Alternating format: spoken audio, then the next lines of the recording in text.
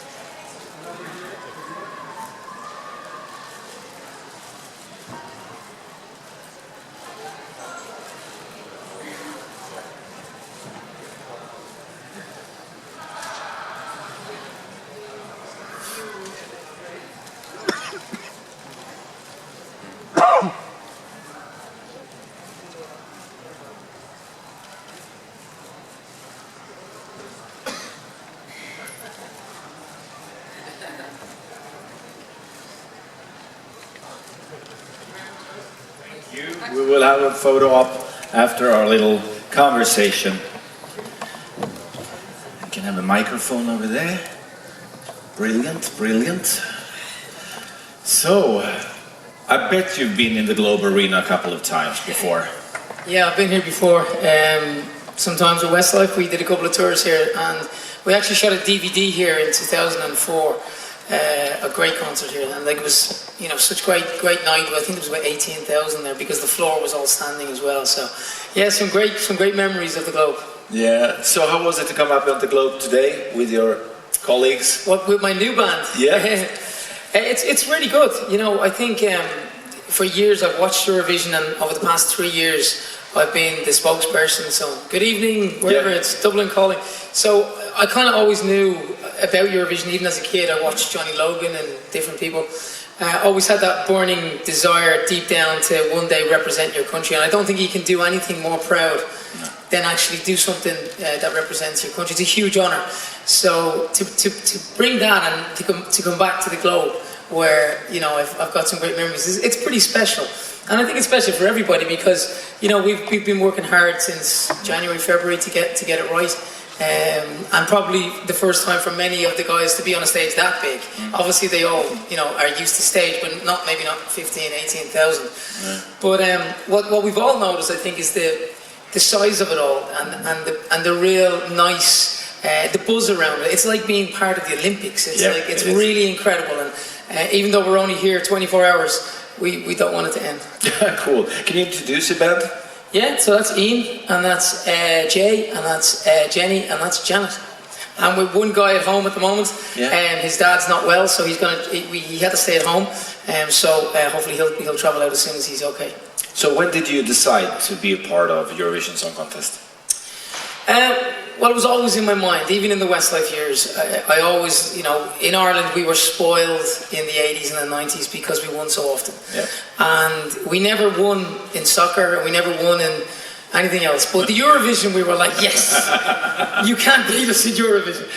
But that has changed. That's a lot different now. Ireland, we're now no longer, although we have the record, we're now, I suppose, more minnows in Eurovision. We haven't qualified for 2 years.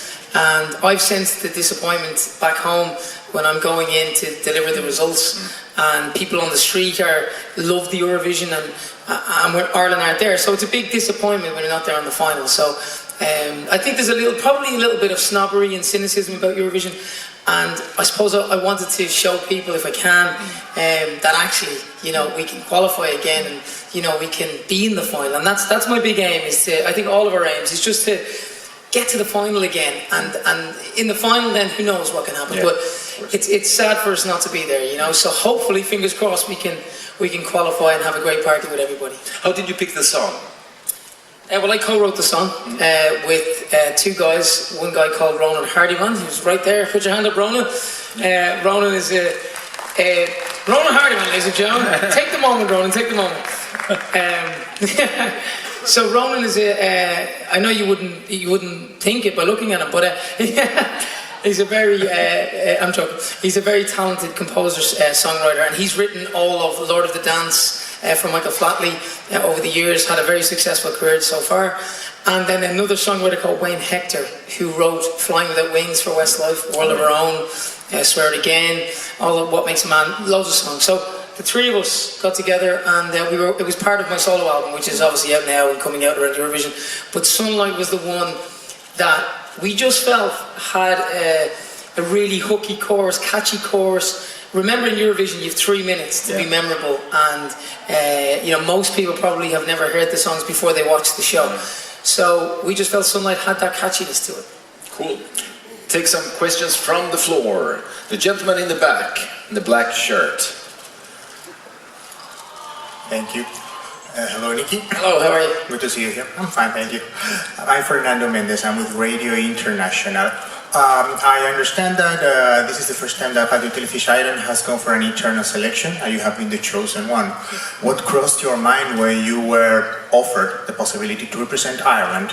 Well, I actually approached RTE because I've been around Eurovision doing the votes, and I like I said, we hadn't qualified, so I'm in there on let's say on the Friday for rehearsals and delivering the results, and then having watched the semi-final last year and the year before, and the year before that we were last, and I suppose for me, I knew deep down Ireland were probably considering changing how they selected the song. Like, obviously in Sweden, I'm sure you all know this, the huge Melody Festival, and it's an amazing spectacle, and also it's one of those where everybody loves it. The public love it, the people in it love it. And in Ireland we had loads of different selection type processes, and I think at that point, because we hadn't qualified, I went to RTE myself and I said, look, I'm releasing an album, I have this one song that's going to be the first single. I would love to represent Ireland in Eurovision. I would love to try and change how we see it, because we saw it so differently many years ago, and I'd love to be, to let's try. I'm not saying I can, I'm not saying I'm the big saviour, but I think we have a chance with this song if I go back to the Global Arena and give it my best shot. But look, anything can happen. I'd love to, to try and change that for Ireland. And it was a big deal because lots of singer-songwriters in Ireland didn't get the chance this year. And I understand their pain in that, but like Eurovision, it'll be back next year, it'll be back the year after. I think Ireland needed to do something different, and this year it was me. Hopefully it pays off. We'll wait and see. Yes, please. Gentleman, two here. Yeah. Alistair, you can start, and then I'll take the next one. Hi Nicky, Alistair Birch from SBS Radio in Australia. I can tell you, you've got a lot of support back home for Ireland. Yeah, thank you. But my question is about RSVP magazine. They included you in their top 10 list of Ireland's sexiest men. So I'm going to ask you the same question I asked Evita from Armenia. How does it make you feel to be judged by your appearance rather than your accomplishments? And how does it feel to come second to a rugby player? Who beat me? Who was it? Brian O'Driscoll. Okay, am I sexier than Brian O'Driscoll, guys? What did you say? No. I know Brian. He's a very cool guy. First of all, it's fun. It's nothing serious. You have a laugh at these things. It's always nice to be in there rather than not in there. But I suppose I do own quite a lot of hair paste. I do try and put a lot of hair product in. I do try and look in the mirror every second opportunity. But it's all fun. I think for something like that, if you can win it, well then it's the biggest thing in the world. If you don't, then it's like, sure, doesn't matter. But it's nice to be in there. Yes, please. Hi, it's Martijn van der Veen from the Netherlands. I read about you that you were also a very successful soccer player, but in the end you decided to go for music and not for soccer. What is the reason that you chose for the music? Well, it was kind of chosen for me really because I was a goalkeeper, and most goalkeepers are very tall. And I'm 5'10", so I don't consider myself to be small, but for a goalkeeper, that is, not the tallest. And if you look at any of the big keepers in the world, like Peter Schmeichel, back was 6'4", Van der Sar from Holland, 6'5", So lots of the keepers nowadays are very big. So it was always against, my height was always against me as a goalkeeper. But I did play professional football in England for, at 16 I left home and signed professional for Leeds United and spent 2 years there. Yeah, great times. I also was very lucky and honoured to play for Ireland under 15s, 16s and 18s. So football was my life before music. My dad was a singer, music was always in my family, but it was when football ended at 19 when I went for an audition then for Westlife. You know that Julio Iglesias was a goalkeeper as well. I heard that actually, and I think it wasn't the Pope John Paul that died, the last Pope. I think he was a goalkeeper for Poland. Julio was in Real Madrid. Oh, was he? Yeah. So, more questions from the floor. At the back there, please. Hello Nicky, it's JP from Radio International. When you were in Westlife, were there actually any plans that you would represent Ireland at Eurovision together as the band? No, there was never plans. I think, and this is probably some of the part of me doing it that might change hopefully some opinion of it, because when you're in a band like Westlife, the record companies are making all the decisions with your management, and Simon Cowell and Psycho Records and people like that. I know they love Eurovision because I've seen articles, I've spoken to Simon many times about the Eurovision. And the thing about Eurovision in the UK and probably in Ireland is everybody watches it, everybody wants to win it. Everybody wants to be a part of the big day, of the big spectacle. And I think, in my opinion, is if you want to actually be a part of it, then drop the snobbery and actually try and do something a little bit differently. And I think Simon Cowell would love, I don't know if you know Simon Cowell, but if Simon got the opportunity to do it for the UK, I think he would. So yeah, it's never plans for Westlife. Maybe one day when there's a reunion, who knows? Maybe if I have a great time here, I can say, lads, let's do the Eurovision. But yeah, I think down the road, I think, if I'm honest, most artists are probably afraid of failing at Eurovision. Most artists that have had a pop career or a rock career look at Eurovision and go, well, it's a competition, so I might not win it, or I might not do well, and that, so I think you've got to try and be afraid, or not afraid of that fear. Yes, please. More. At the back, far back. Yes. Hi, I'm Simon from Poland. I can confirm that the late Pope was a goalkeeper. Was he any good? I have no idea. I don't think it's a football crowd. But the question is, do you want Vatican to participate in the contest? No, but seriously, you are the face of the Eurovision in Ireland by giving the points. And the question is, except of the UK, which countries would like to hear the 12 points from? Everybody. Yeah, I mean, obviously, I think the way I see Eurovision working is, the last 5 or 6 years, for me, my opinion is the best songs are starting to really do well, and you see that your neighbours, culturally they enjoy. Like for example, Ireland will enjoy a lot of the UK music. The UK will enjoy a lot of the Irish music. So there is a bit of a cultural thing there. Maybe the same as Latvia, Lithuania, Russia, Ukraine. So depending on where you live, you like and know the same type of things. So I think if you can pick up big scores from people who know you, like you, and maybe pick up good scores from everywhere, you can do well. That is the plan. But if you're asking me who do I want 12 points from, everybody will be great. I must say, it is a weird experience giving the points. I've done it twice.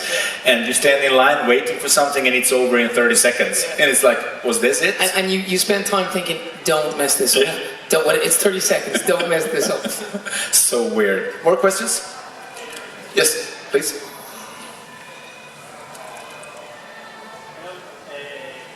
But it's a question about your job. Speaking some moments ago from your job goalkeeper. You are a goalkeeper, for player, singer, policeman, of course. Do you want to add another job to your professional curriculum? Maybe. Well, in case anybody's confused, I was never a police officer. I did want to be a police officer, and I did do the test for the police, and I did get in, but I didn't. Westlife took over. Right now, I host a radio show in Ireland on RT2 FM, and it's great fun because I get to live, I suppose, more of a normal life, I guess. You know, I get up in the morning and I travel into the radio and, you know, grab a coffee on the way, and all that routine I never had in Westlife. You know, it was, you know, country and airport, you know, consistently traveling. Excuse me. But if you're asking me, did I want to do something next? Yeah, acting, I could try that. That'd be interesting. So if there's any Hollywood directors out there, my number get from my manager over there. But I'm quite happy on radio. I do like, obviously, singing. I have a brand new album out at the moment. It's called Sunlight. And I feel I'm proud of the album because having spent 14 years in Westlife, it's nice to do your own thing and go in and not have a record company screaming at you for, you know, deadlines, and just go in there and write all the great times you had on paper and stuff like that. So yeah. You spent some time in Stockholm over the years, recording, touring. So what would you recommend for them to do and see while they're in Stockholm? Well, you got to go see the Vasa, the ship Vasa in the museum. That's incredible. We did that years ago. There was a great place that we used to go all the time, which I believe is still open, Cafe Opera. I don't know if yeah, Cafe Opera. Probably been there. We've had lots of parties in Cafe Opera. But yeah, I mean, Sweden's great. I lived here, not lived, but spent a lot of time recording with Westlife, with Max Martin and Rami and Jake and Jürgen Olofsson and loads of people, and I had great memories. So, and obviously the tours were great too. So Sweden's a beautiful country and has always been very welcoming to Westlife. And again, it's been probably 5-6 years since I've been back. But from the moment I got here, I think everybody would agree. We're just having a great fun, and it really is a good party. Last question, Alistair. Now I'm going to ask a football question. I hope that's okay at the Eurovision. But I read somewhere that a few years ago you were involved in a memorial match for the victims of the Hillsborough disaster. How did you feel at the time, and what's your reaction to recent revelations? Well, that was a long time ago now. That was the memorial game I played in was in Anfield for the 20th anniversary of Hillsborough, and it's now 27 years, isn't it? So that was 7 years ago. First of all, it was great to be asked. It was put together by Jason McAteer, who played for Liverpool in Ireland, and sold out Anfield event.